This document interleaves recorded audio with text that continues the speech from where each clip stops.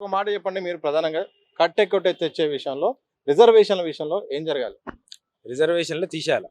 ఎందుకు తీసేయాలంటే, ఎట్లా తీసేయాలంటే, ఎప్పుడైతే సమానత్వం బాబాసాహెబ్ అంబేద్కర్ చెప్పినట్టు సమానత్వం వస్తుందో ఆ రోజు తీసేయమని చెప్తున్నాను.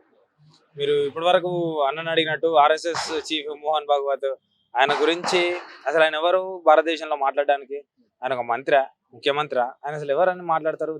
దేశం మీద మాట్లాడే రైట్ ఎక్కడ ఆయనకి?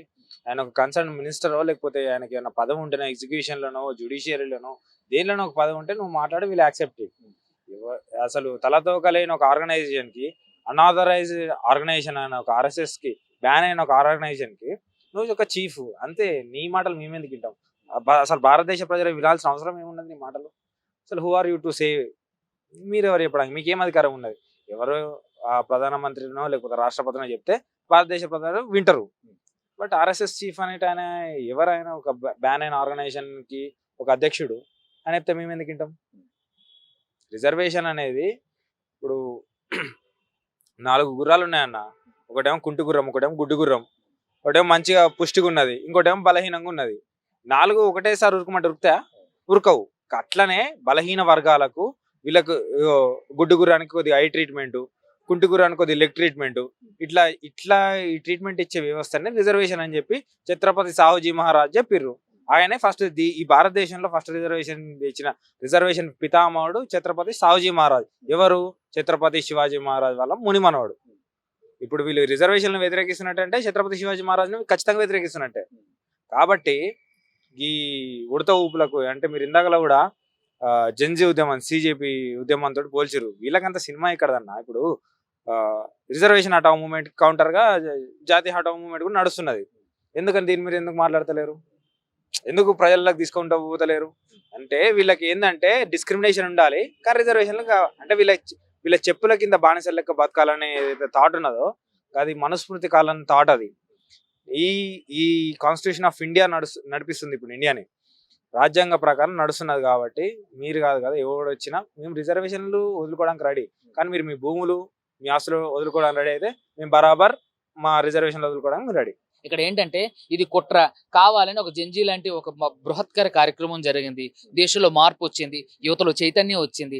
అదే విధంగా దీన్ని వాళ్ళు అంటే కక్షపూరితంగా తీసుకొని రిజర్వేషన్ హటావ్ అంటున్నారు. రిజర్వేషన్ హటావ్ అన్నటువంటి ప్రబుద్ధులు ఎవరైతే ఉన్నారో బేషరత్తుగా వాళ్ళ ఆస్తులన్నింటిని కూడా జాతీయం చేయమనండి, జనరలైజ్ ఇచ్చేయమనండి. అసలు రిజర్వేషన్ వద్దు, కుల వ్యవస్థ కూడా వద్దండి. ఇక రిజర్వేషన్ లేనప్పుడు కుల వ్యవస్థ మాత్రం ఎందుకు? అంతే, జాతి హటావు అంతే. నేను మీ ఆస్తులన్నిటి కూడా హటావు, జాతి హటావు, మొత్తం జనరలైజ్ చేయండి. ఏదైతే ఇప్పుడు రిజర్వేషన్ ఉందో రిజర్వేషన్ వద్దు మాకు, మేము సంవిధానం ప్రకారమే వెళ్దాం. సో అందరం జనరలైజ్ గా మాట్లాడదాం, అందరం జనరలైజ్ గా ఉందాం. మా పిల్లని మీకు ఇస్తాం, మీ పిల్లని మాకు ఇవ్వండి, మీకు మాకు 1000 పొత్తు కంచం పొత్తు పెట్టేయండి. అంటే నేను ఇలా మాట్లాడుతున్నాను కదా, ఆవేశం ఇలాంటిది. అంటే ఎక్కడో ఆరాకొర 13-12% ఉన్న రిజర్వేషన్ల మీద పడి ఏడుతున్నటువంటి ఎవరైతే ఉన్నారో వీళ్ళందరూ ప్రబుద్ధులు, మరి వాళ్ళ దగ్గరే కూడా ఎక్కువ సంపద ఉంది కదా, మరి వాళ్ళ దగ్గర కూడా ఆ సంపద ఉండకూడదు. ఇందిరాగాంధీ గారు తీసుకొచ్చినట్టు భూ సంస్కరణలు తీసుకొచ్చి ఎవరికి కూడా 3 ఎకరాల కంటే ఎక్కువ ఉండకూడదని ఒకరు తీసుకురండి. వాళ్ళు కూడా నిష్పక్షపాతంగా రిజర్వేషన్ హటావ్ అన్నటువంటి వ్యక్తులు ఎవరైతే ఉన్నారో ప్రబుద్ధులు, బుద్ధి లేని వాళ్ళందరూ కూడా వాళ్ళ దగ్గర ఉన్నటువంటి ఆస్తులన్నిటి కూడా ఒక వ్యక్తి తన కుటుంబంలో బ్రతకడానికి 3 ఎకరాలు చాలు. ఆ 3 ఎకరాలు ఉంచుకొని స్వచ్ఛందంగా వాడు నిజమైనటువంటి వ్యక్తి అయితే, వాడు నిజమైన దేశభక్తుడు అయితే, వాడికి నిజంగా జాతి పట్ల లేదంటే భారతదేశం పట్ల గౌరవం ఉండుంటే మరి వాటి దగ్గర ఉన్నటువంటి భూమిని స్వచ్ఛందంగా జాతీయం చేసేయమనండి, రాసిచ్చేయమనండి అక్కడ ఉన్నటువంటి పేదలకి. సో అలాంటప్పుడు రిజర్వేషనే అవసరం లేదు. కాబట్టి ఇదంతా ఒక కుట్రపూరితమైనటువంటి చర్య. 13-17% ఉన్నటువంటి రిజర్వేషన్ ఏడ్చే వెధవలు ఇలా చాలా మంది దేశంలో ఉన్నారు. ఈ రోజు ఎస్సీ ఎస్టీ పిల్లల్నే మీరు అగ్రవర్ణ వాళ్ళు ఎవరైతే ఉన్నారో వాళ్ళకి తీసుకోండి, వాళ్ళ పిల్లల్ని మీరు చేసుకోండి, మీ పిల్లల్ని వాళ్ళకి ఇవ్వండి. సో ఈ రిజర్వేషన్ అవసరం లేదు. మీ భూములన్నీ జాతీయం చేయండి, రిజర్వేషన్ అవసరం లేదు. మనం ఒక సమపంక్తి భోజనాల్లో ఇక్కడ మీరు చూసుకున్నట్లయితే ఎవరైతే ఎస్సీ ఎస్టీ బీసీలుగా ఉన్నటువంటి వ్యక్తులు ఉన్నారో ఆ వ్యక్తులు కనీసం ఎవరైతే